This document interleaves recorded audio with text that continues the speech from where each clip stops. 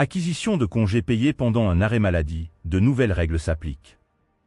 La loi du 22 avril 2024 adapte la législation française au droit européen, est entrée en vigueur le 24 avril 2024 et s'applique rétroactivement à compter du 1er décembre 2009. Elle donne droit à des éventuels congés de manière rétroactive. Elle modifie la loi française pour la mettre en conformité avec la loi européenne. Désormais, les salariés en arrêt maladie acquièrent des droits à congés payés.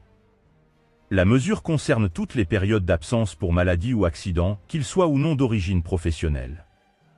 Quels droits nouveaux pour les salariés? Désormais, les arrêts de travail pour maladie ou accident non professionnel donnent droit à 2 jours de congé par mois au lieu de 2,5, dans la limite de 24 jours. Cela correspond à 4 semaines, le droit européen ne prévoyant pas 5 semaines de congé, d'où ce mode de calcul. L'application rétroactive de la loi s'applique aux arrêts de travail du 1er décembre 2009 au 23 avril 2024.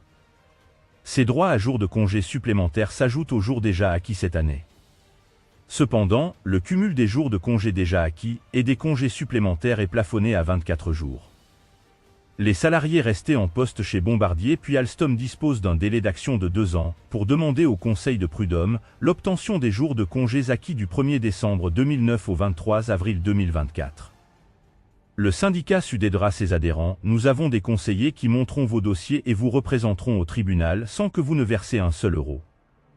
Attention, ce délai de 2 ans débute le 24 avril 2024 et expire donc le 23 avril 2026.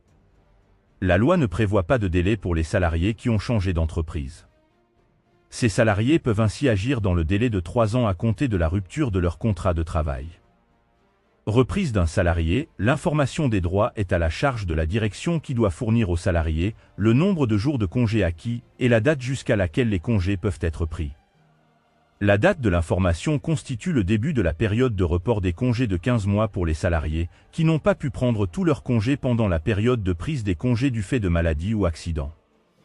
L'information doit être faite dans le mois suivant la reprise du travail par tout moyen, en pratique au moyen du bulletin de paie.